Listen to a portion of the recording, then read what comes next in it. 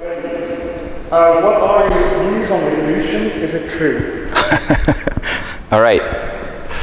I'm so glad Sayyidina is here with us so that difficult questions will be rerouted this way.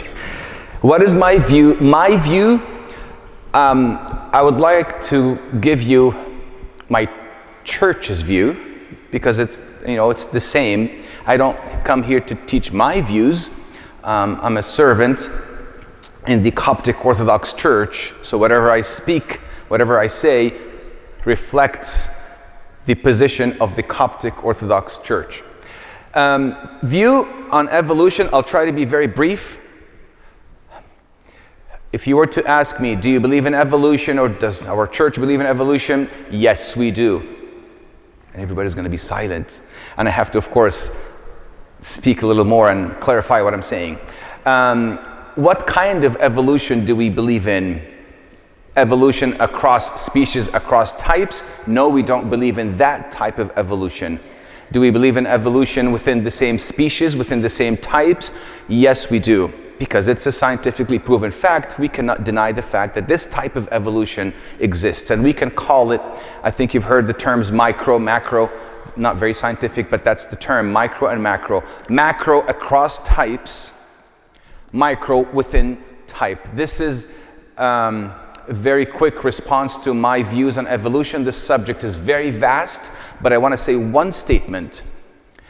If you've read, let me finish, please.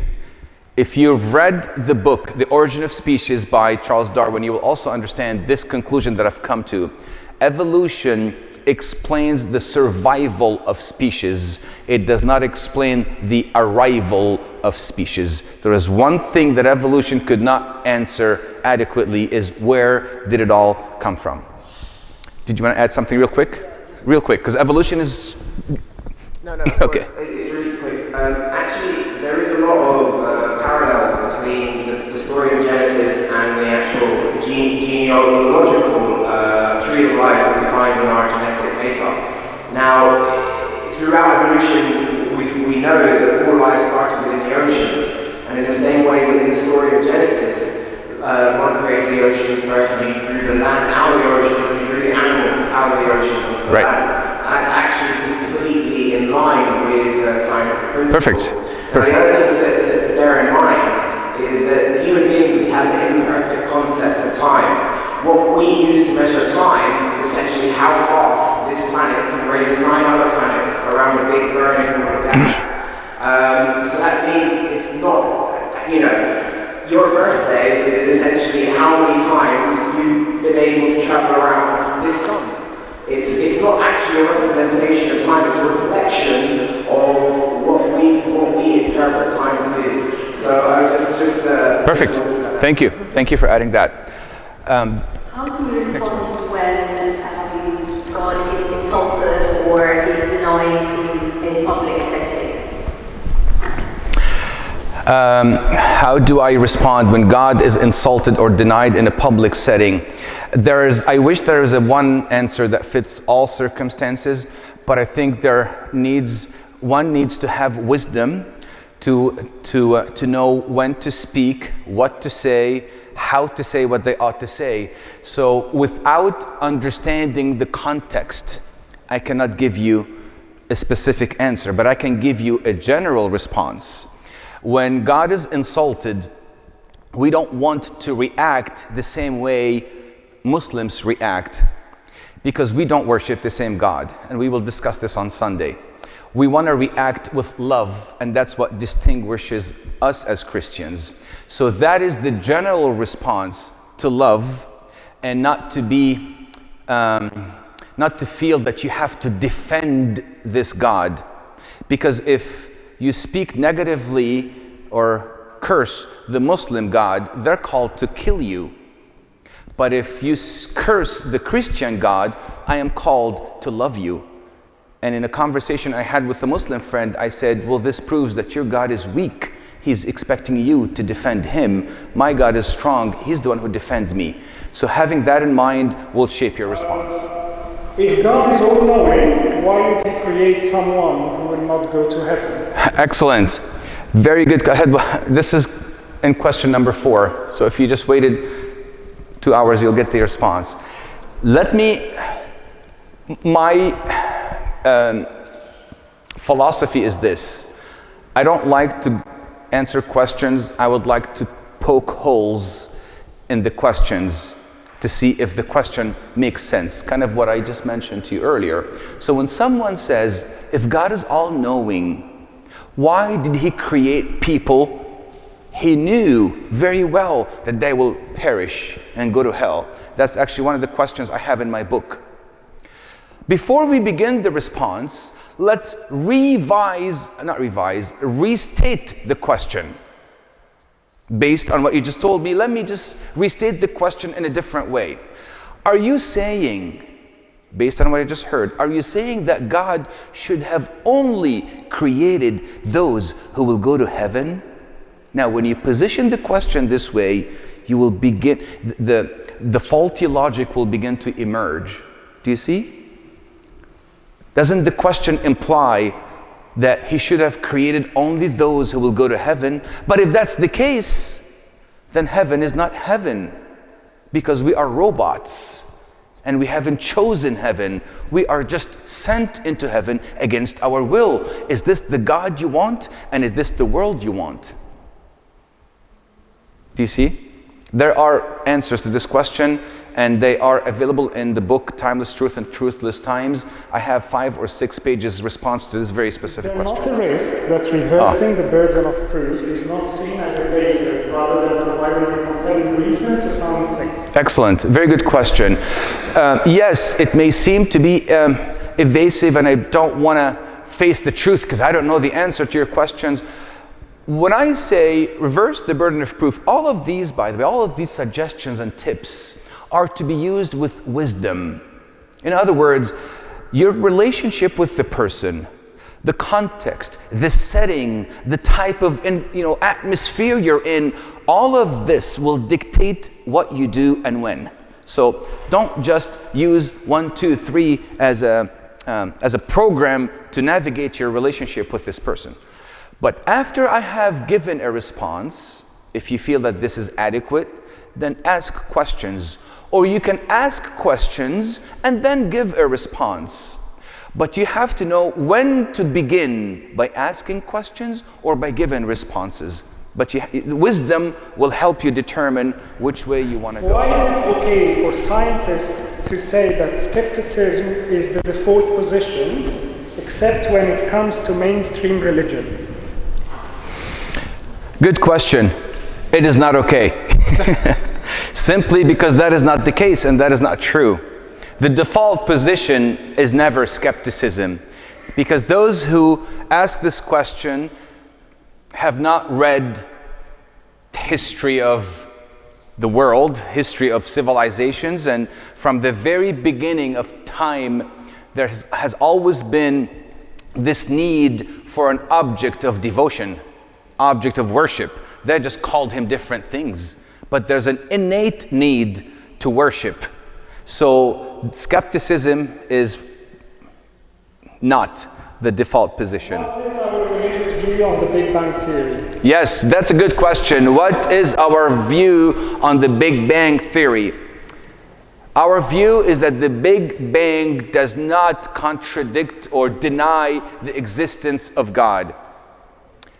One philosopher once said, the Big Bang requires a Big Banger. In other words, there must have been, don't laugh, there must have been someone behind what just happened. So the Big Bang does not contradict whatsoever the existence of God. In this session, are we expected to defend the church as well as our faith?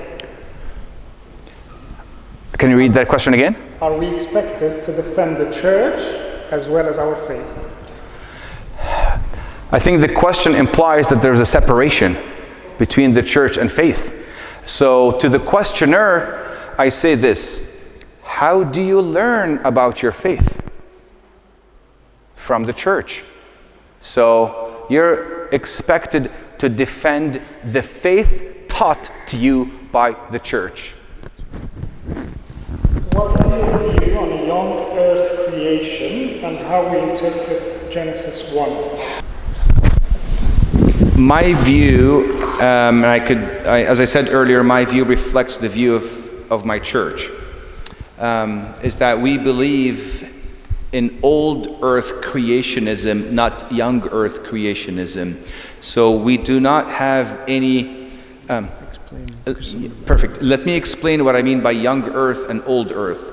Young earth creationism takes the accounts of Genesis literally.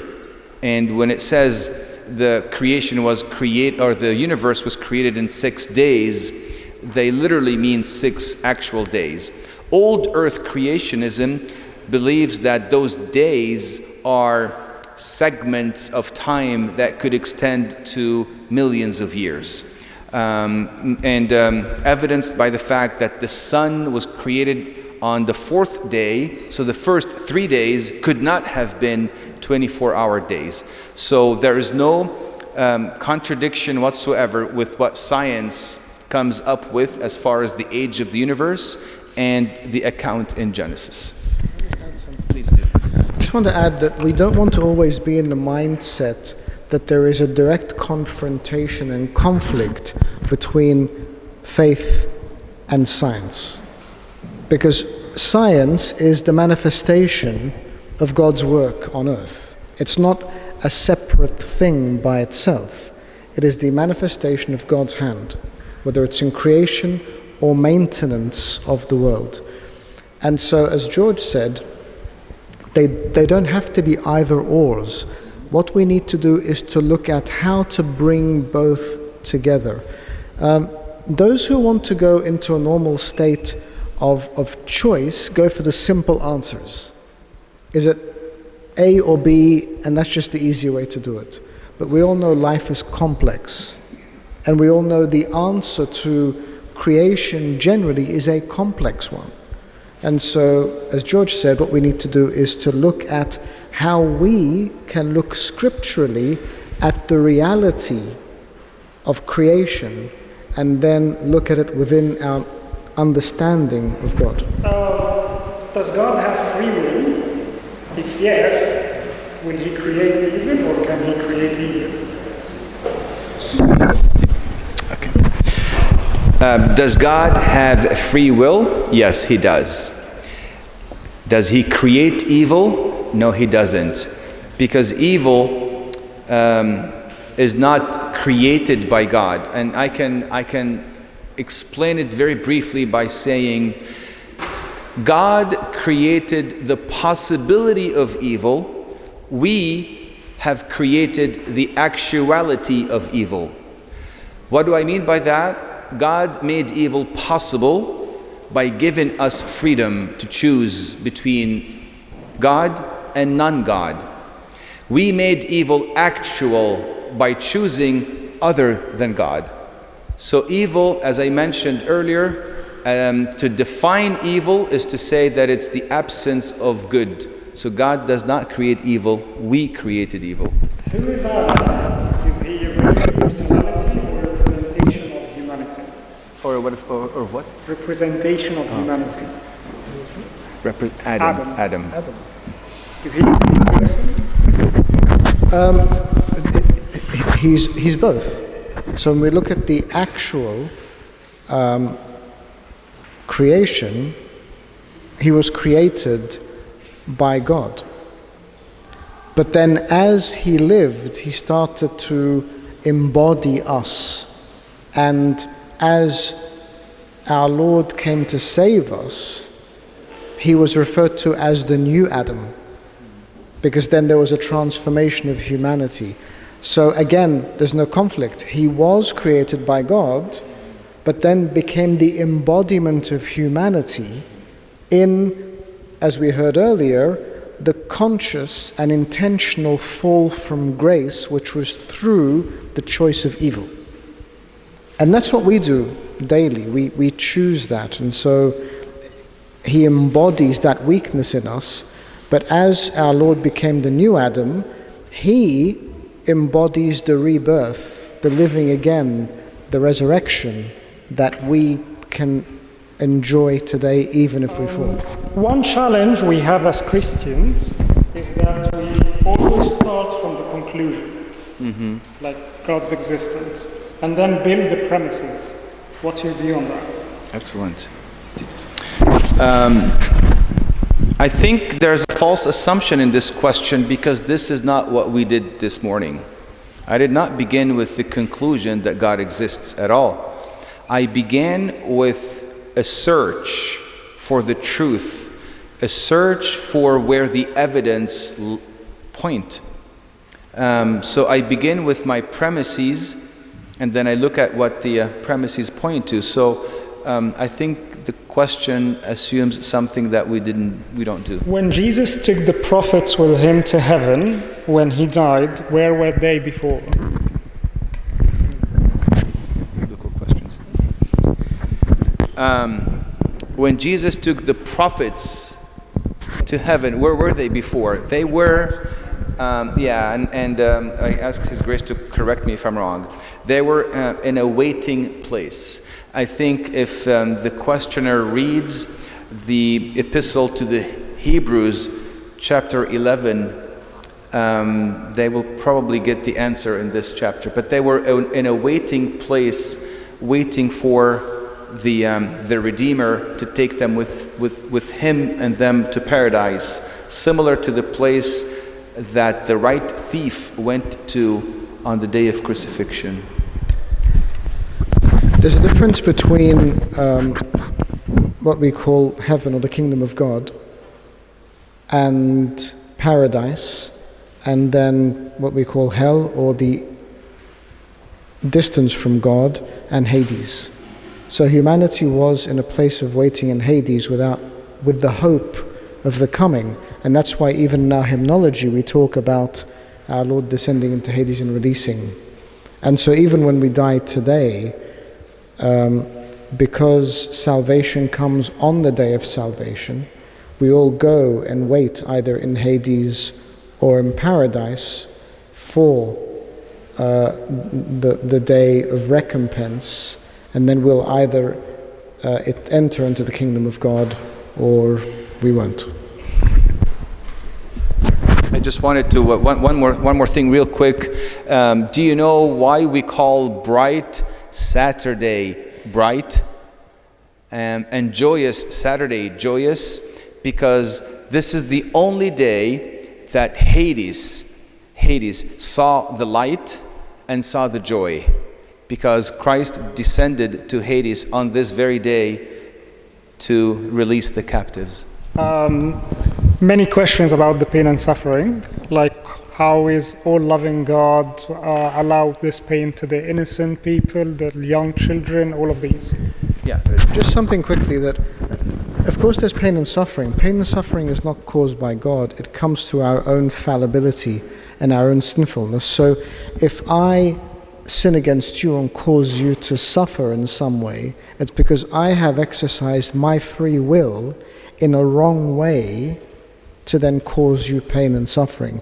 If we see injustice, famine, war, it's because people have used their free will to selfishly inflict that pain and suffering on people. What we don't look at is the grace that God gives people to be able to overcome. Because we know that sin and pain and suffering will be there. Just using our own example, let's say, of a church, of the martyrs who died in the bombing of churches in Egypt. That was inexcusable, it was wrong, it was sinful, but it was sin in action that caused pain to the families. The fact that those families were then able to not only give thanks, but also to forgive those who killed their loved ones, that's God's grace. So don't forget that there will be the unrighteous use of freedom that causes sin and pain and suffering to others. But there is also God's grace that carries us through it. And even when we come to natural disasters, and I don't want to sound like a conservationist, But there's nothing wrong with that. That we know that a lot of the disasters that are happening in the world are because we have mistreated our stewardship over the earth.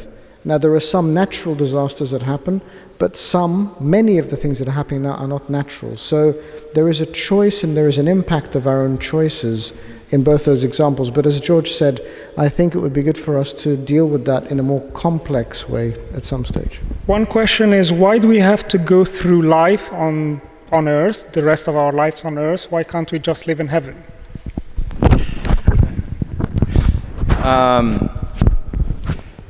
Why would you have to compete to win a trophy? Why don't you just get the trophy without competing?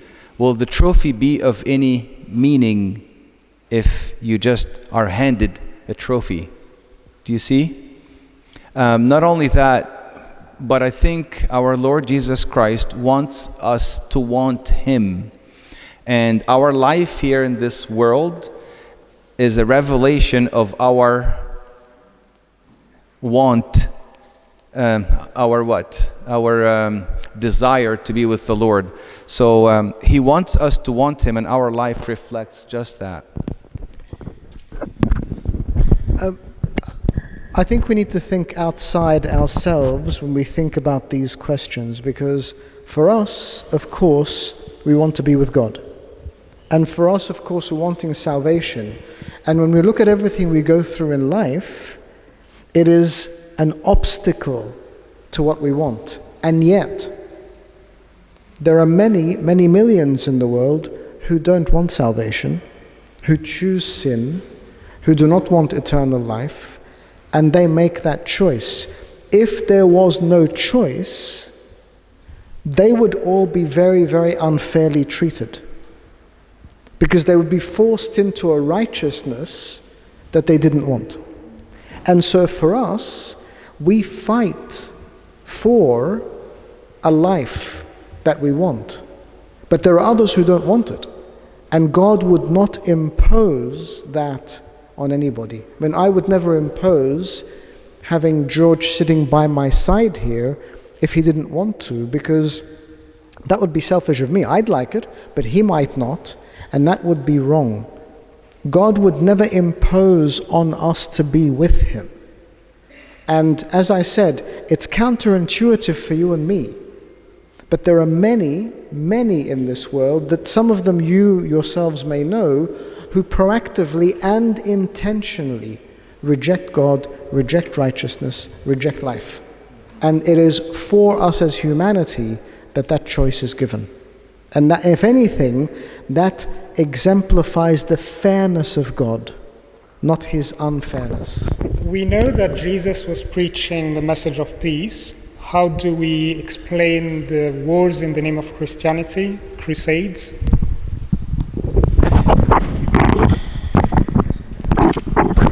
They're absolutely wrong.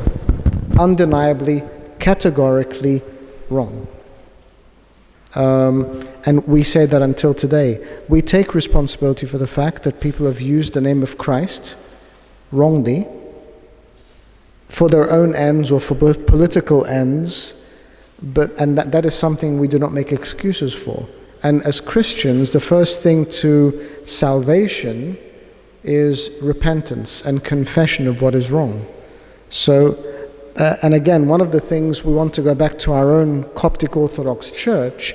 We have never taken up arms. I just came back from Beirut, and of course the Christian militias there are armed and they take part in wars. And I was told, "Have you really never taken up arms?" No, we haven't. We have never fought. We've never used our Lord as a cause for war. So they are wrong, and that's why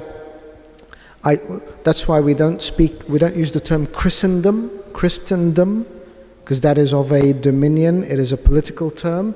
That is, we do not associate with the Crusades. The Christians, at least, actually suffered through the Crusades. And so we bear no responsibility for that, but categorically wrong.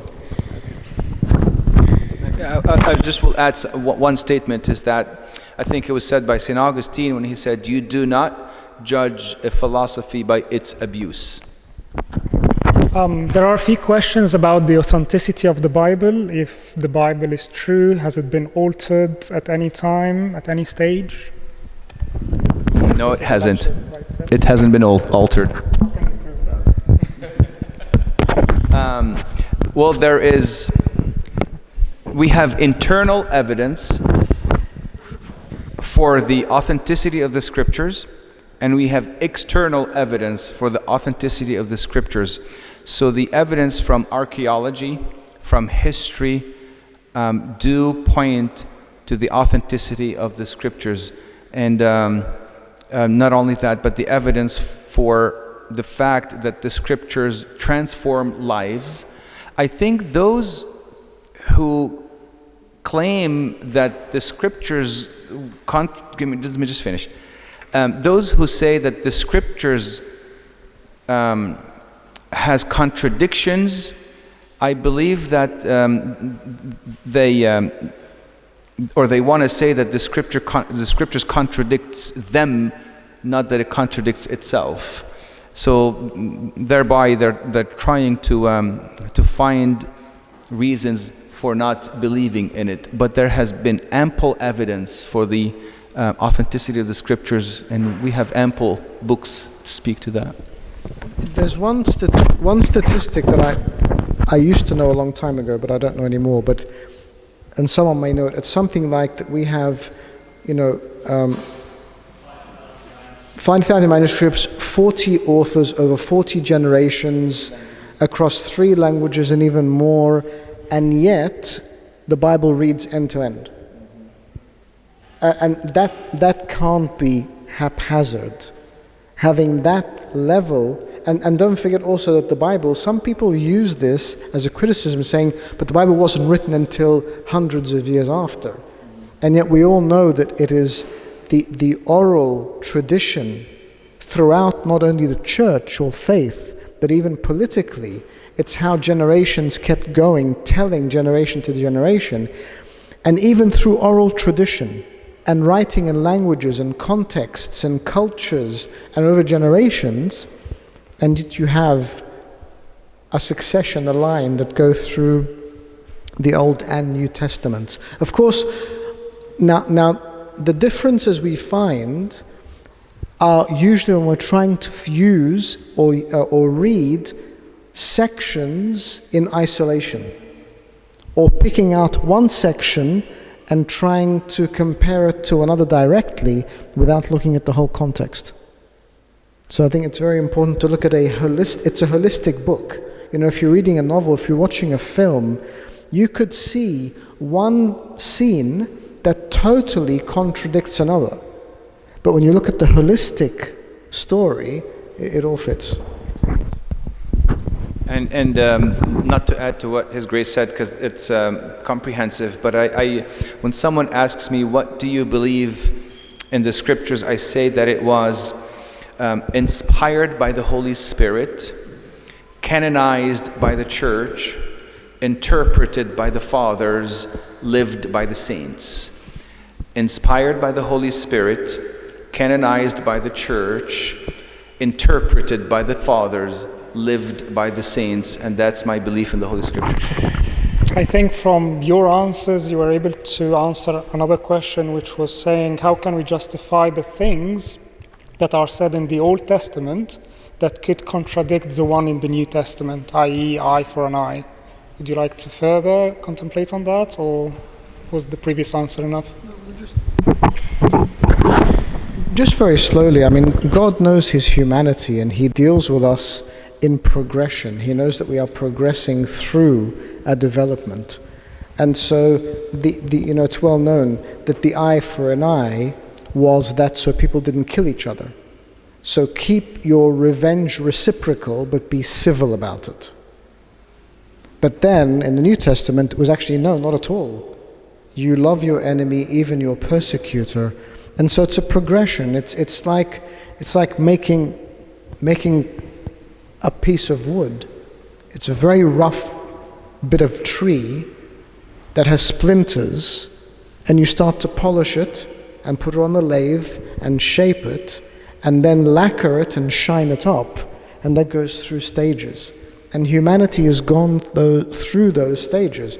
So the eye for an eye was the starting of the shaping of humanity in preparation for the master craftsman who would then put the final touches on it. Does that make the Old Testament no longer relevant today? The Old Testament was never meant to be our guideline forever. It was a preliminary for the New Testament. And so you read it as a continuation. But it would be wrong to look at the Old Testament and say, what about now? But it hasn't been superseded, but it has been added to. And you look at it as a progression, as an entire message that starts with one area and progresses us to even the greatest area of the kingdom. We haven't even reached that yet. We're still in a stage of development and shaping until we reach the perfection of the kingdom. And to your question also, because this is a good question, if you were to summarize the Old Testament, you'll see that it fits into 3 laws: the moral law, the ceremonial law, and the civil law. So what we continue to hold on to in the New Testament is the moral law. We do not observe the ceremonial law, nor do we observe the civil law. So that continues with us into the New Testament. Do you believe that Adam's genealogy is accurate, since the age of humanity is around 4,000 to 6,000 years old? Yes, it is accurate. And I was just reading a book called Who is Adam? Excellent book. The genealogy of Adam, and I just had this discussion with Abuna Dawood Lamai just 3 days ago, that the generations between, let me paraphrase, there were several generations that were skipped in this genealogy. So for example, when you say this person, the son of that person, the son here does not mean directly the son of. It could be 20, 30, 40 generations thereafter. So our assessment as to the age of humanity does not contradict at all the age of humanity that science comes up with, because of the generation is not, as we say, 7,000 years. It's much more than 7,000 years, close to the age, close to the number that science have come up with. If you read the book Who is Adam, you will know that there is quite similarity between the two. When atheists are asked what happens when you die, sometimes they simply respond nothing. Worms will eat you and I'm fine with that. How do we respond further? With simple questions, you can say that there is a virtue that is indispensable to give life meaning. For example, you study hoping to graduate. If there is nothing beyond your studies, you will no longer study, nor will your studies be meaningful, correct? There's hope to graduate. When you work, you have hope to earn a living. But let's say you don't earn a living and you're asked to go to work. Will this make work meaningful? No. You exercise and you practice hoping to play and win the trophy. So every endeavor in life requires this element of hope to make this endeavor meaningful. Now, if the parts of this life require hope for these endeavors and these parts to be meaningful, let alone the total sum of these parts. I am slightly less gracious than George on this one. Because if that is what people believe, then what if they believe? That's fine. but that belief has no greater authenticity or authority than mine. And so if that is what they believe, that is absolutely fine. But it does give a finite nature to life, because the one thing we need to draw out of it is, what is the concept of spirit? Now, a body can die, will die, does die. But what kills a spirit? And so, if someone is saying that that is their belief, are they then saying that the spirit is just as mortal as the body? In which case, they are at odds with every religion in the world, not just Christianity. Because even religions that ascribe to reincarnation will tell you the spirit goes on. So that thought process isn't just against us.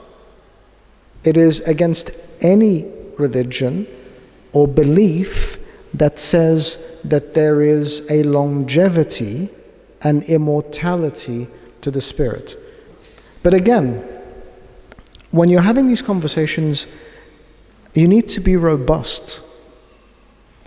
And at best you come out with, we agree to disagree. We are not responsible for people believing us. We are responsible for how we present the message. Even our Lord wasn't believed. Even our Lord was rejected. He gave his teaching, he even gave his life, and yet they rejected him.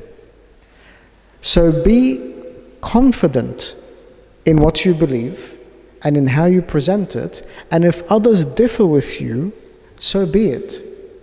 Pray for them. And again, I don't mean pray for them from a superior, self-righteous position. I mean genuinely pray for them. Because if you love this person, then you know that their eternity is at stake. But we are not responsible for outcomes.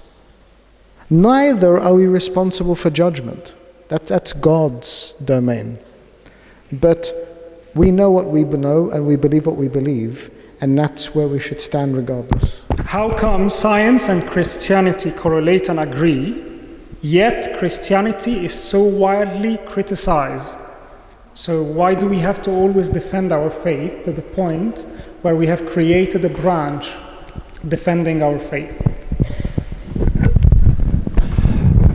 Well, science and Christianity do agree, and there's no contradiction. Why do we have to have a branch of apologetics? I'm assuming that's what they're referring to. Apologetics is not just to defend Christianity against science. Apologetics is to understand our faith and to be able to give an answer to those who ask. So it's not necessarily a problem with science.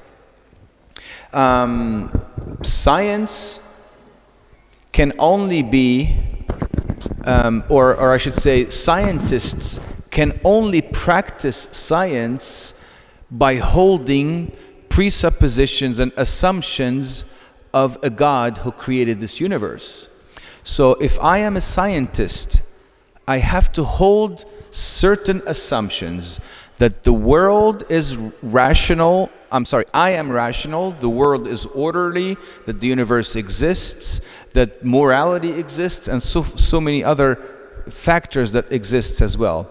So for a scientist who's an atheist, who claims that God doesn't exist, is much like a mechanic, auto mechanic, that works on a car engine while believing that Henry Ford doesn't exist.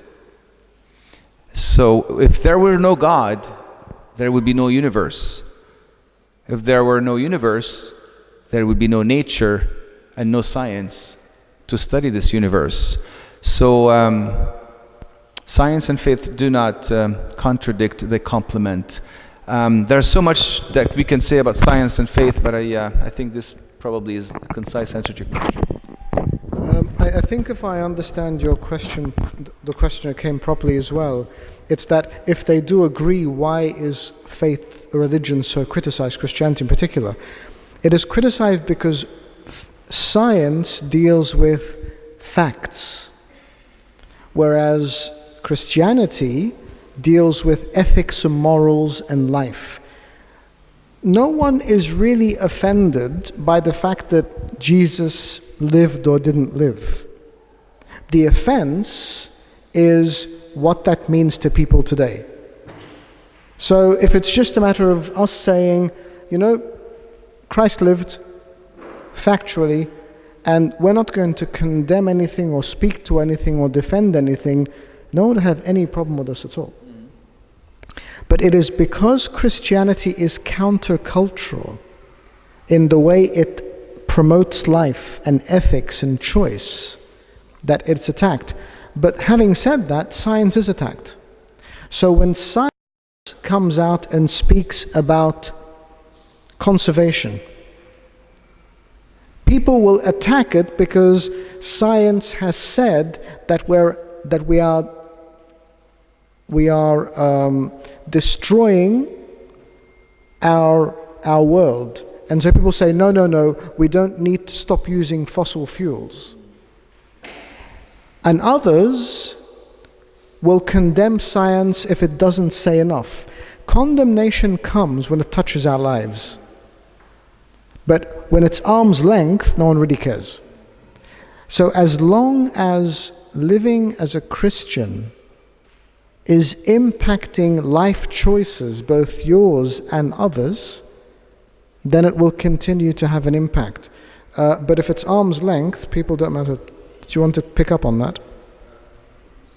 I've always had the idea that science is just researching and finding out the answer, so they're going to question, every branch of science is there to research and understand a particular branch. So science is always going to question everything. I don't know, just the question didn't really make sense. It's apples and oranges. It's different things. That's why I'm saying.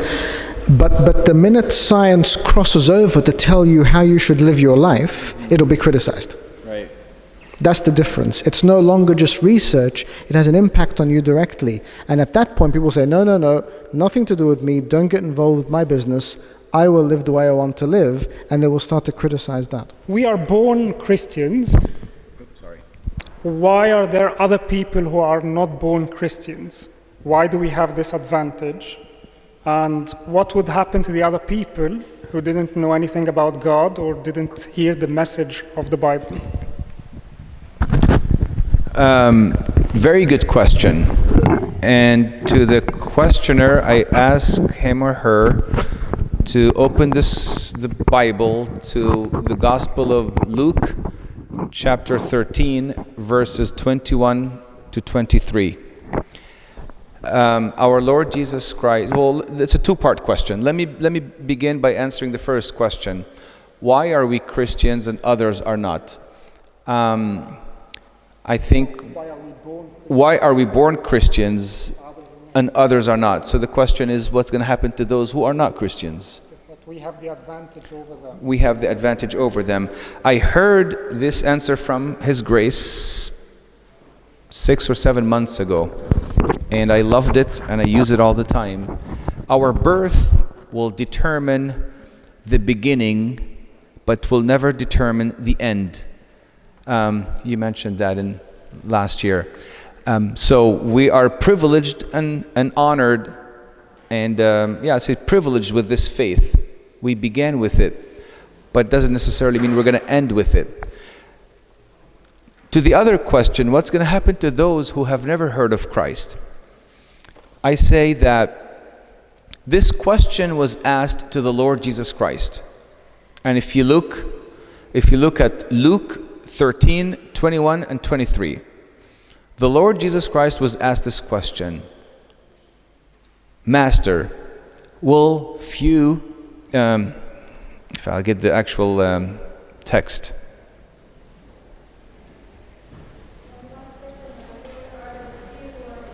Thank you. Are there few who are saved? It's a statistical question.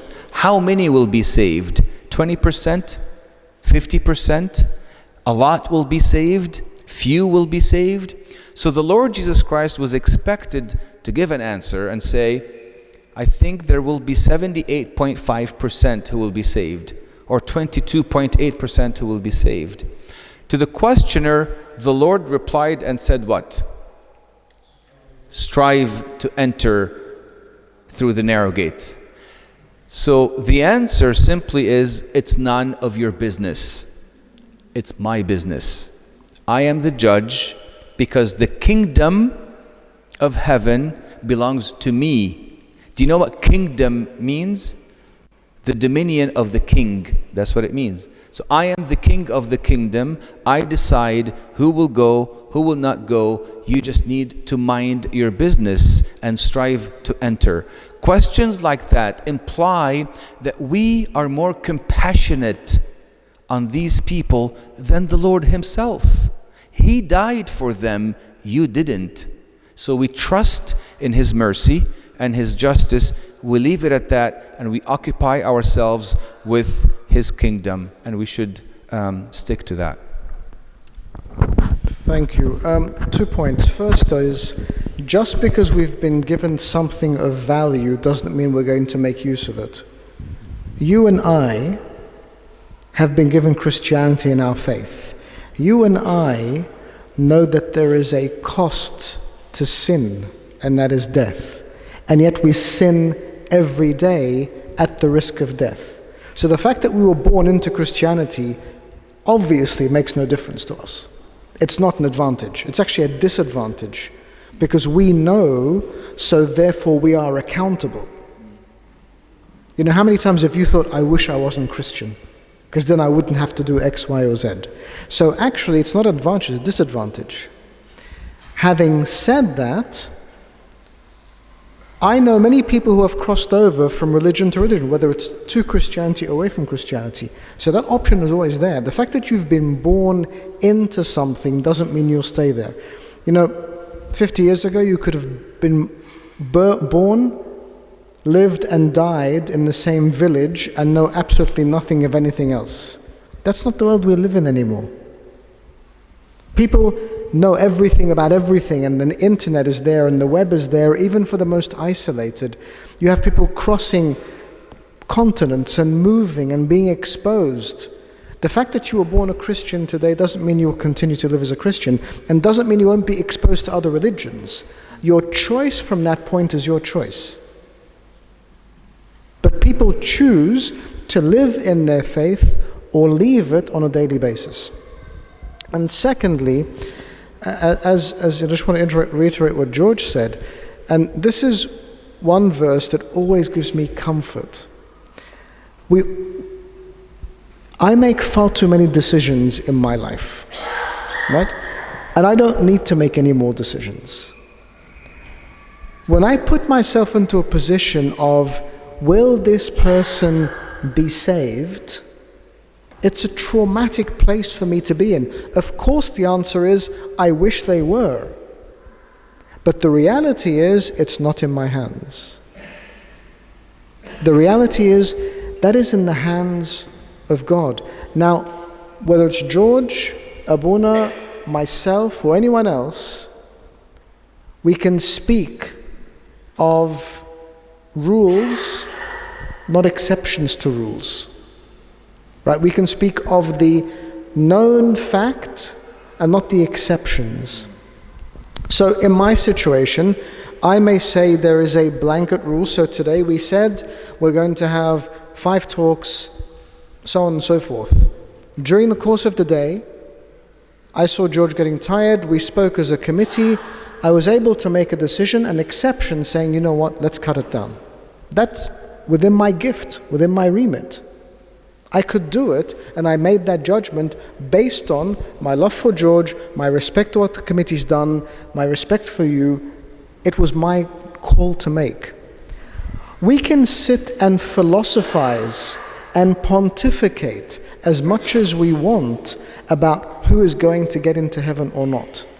The actual fact is we don't know. All we know are the rules. But we also know our God, who is the God, has the exception in his hands. What's the point of him being in the judgment seat if this is just a process where you're going to hit a button and things are going to run? He may as well just put the process in and there's no need for judgment. You've ticked your boxes, you've sent press, you've sent, and that's it, it's gone. The fact that he is in the judgment seat means he is going to judge us individually based on the general rule, but then based on each and every one of our lives. And those are the exceptions that are in his hands and his hands alone. So we shouldn't worry too much about what God chooses, because what God chooses is what God chooses. What we need to worry about is doing our best and presenting the best to others. And the verse that I was telling you about, which I find really consoling, is our God is an incredibly fair God. He is incredibly fair. He will not judge us based on things we don't know. When we read the Gospel of St. Matthew, chapter 24, verse 14, I always have a lot of trouble finding this verse, but I found it. It says this. This is to the question of what if people don't know? And this gospel of the kingdom will be preached in all the world as a witness to all the nations. And then the end will come. The end will not come until the gospel has been preached to everyone in all nations. God is not going to be happy with us being on different playing fields. God, as fair and as a lover of mankind, will level out the playing field. And leveling out the playing field is his grace. That's what he does. That's why he said, you know what? Some of you I'm going to expect 30-fold, 60-fold, or 100-fold. It doesn't matter, because my grace will level out the playing field. So no one, just to put our own consciences at rest, no one is going to be disadvantaged. No one will be judged without having heard the message. And if they haven't heard the message, they will not be held responsible. They will not be held responsible. But if they've heard the message, like us, and reject it, like we do, then that is our responsibility, not God's. And I think that is how we console ourselves. And of course, first and foremost, he is the creator of the world and the lover of mankind. He is fair, he is gracious. He took flesh and died and rose just for us. And so he's not going to be unfair for us or for anybody else on earth. It's comforting. I think Abuna looks like he wants to say something. Yes.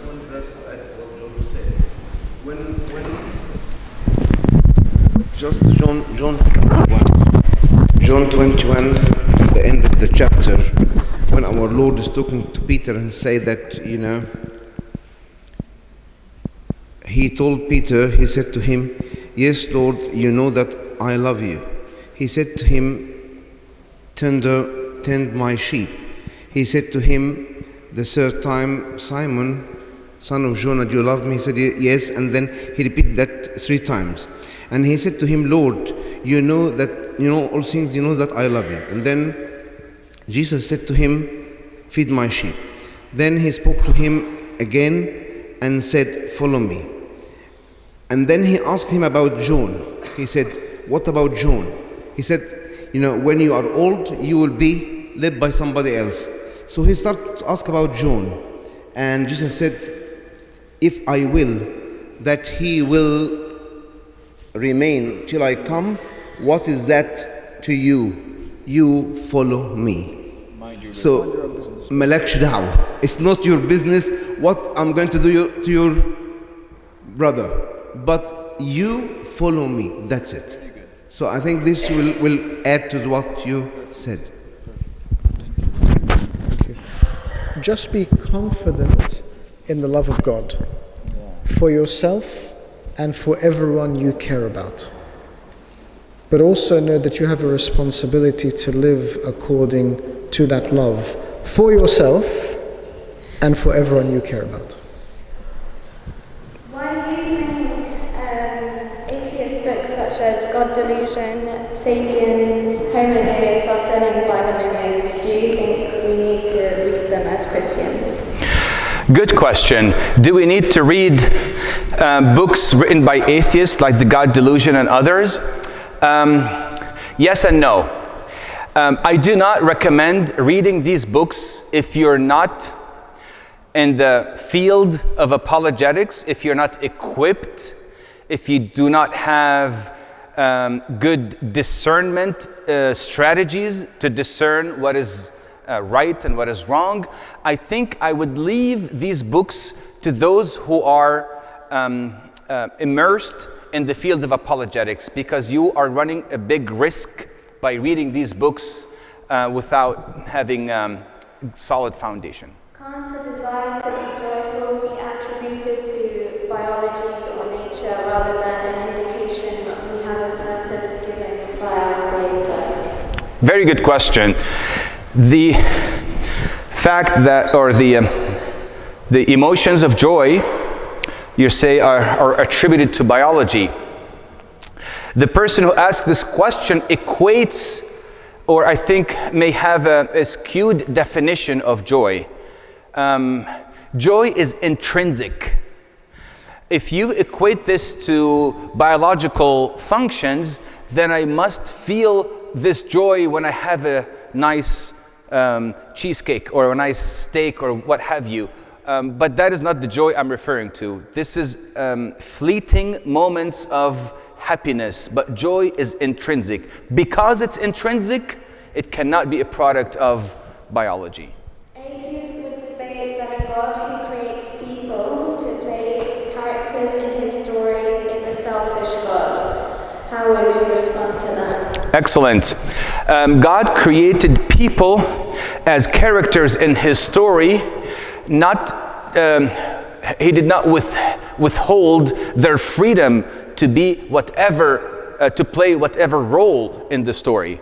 So he did not determine, you're going to play this role, you're going to play this role, you're going to play that role. Then God created robots. God created us as free characters in his story, but we are to choose the role to play in this character. But because he's a sovereign God, no matter what role you play, it will all work out for the greater good. So I will finish by saying, John and Judas both have exercised or executed God's plan. So ask yourself this question: I am executing the plan of God. Am I executing this plan as a John or as a Judas? Picking up from the last question, that people do different roles. John will end up in heaven and will end up in a much better life, and Judas will end up in hell. So how much of the free will that gives us as humans? Yes, very good question. I get the question paraphrased, why would God send people to hell? Somewhat paraphrased, right?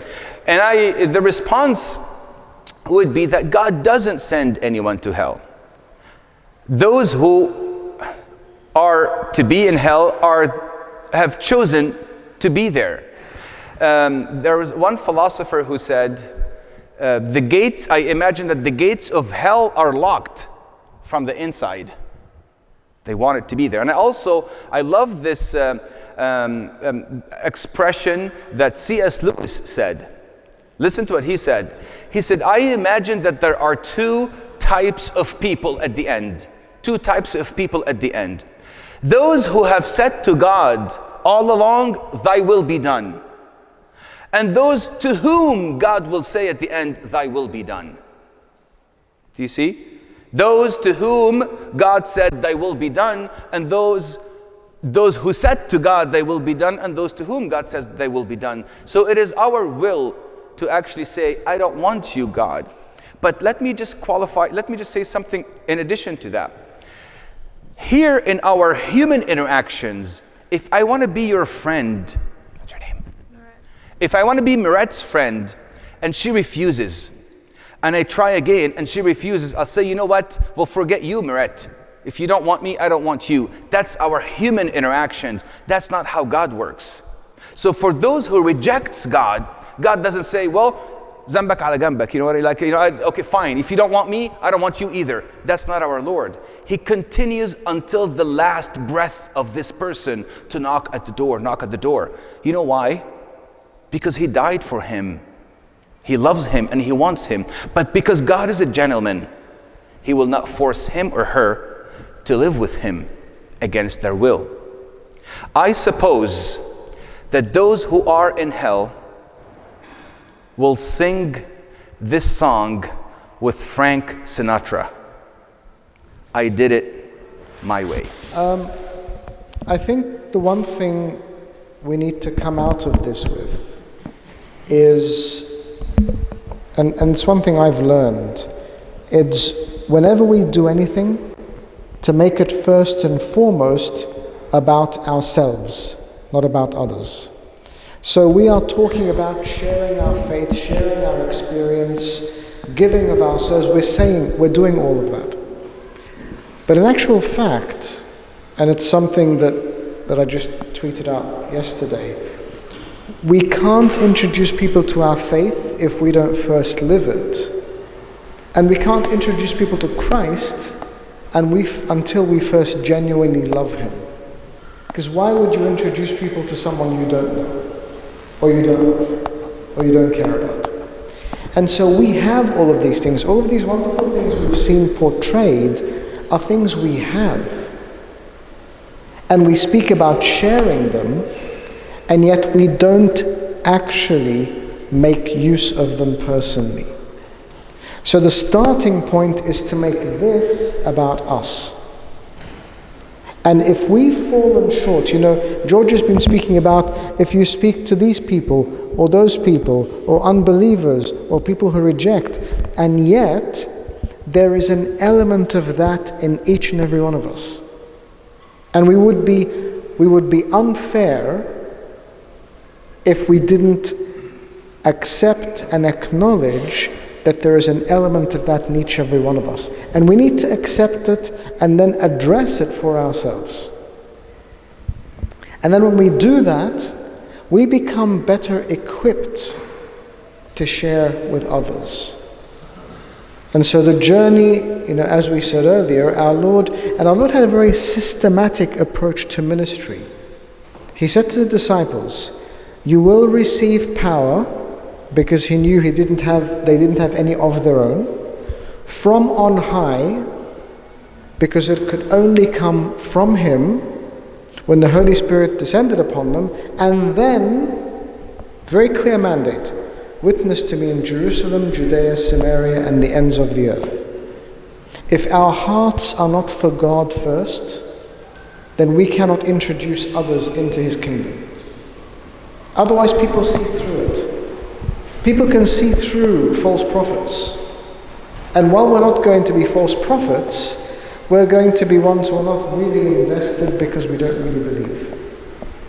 So we need to use all of this to strengthen ourselves and then strengthen those around us. We all go through periods of doubt. We all go through periods where we think we have no purpose, we have no meaning, we have no value. And what I hope we have learned over these days is we most definitely have purpose and meaning and value, because it is God who gives us those.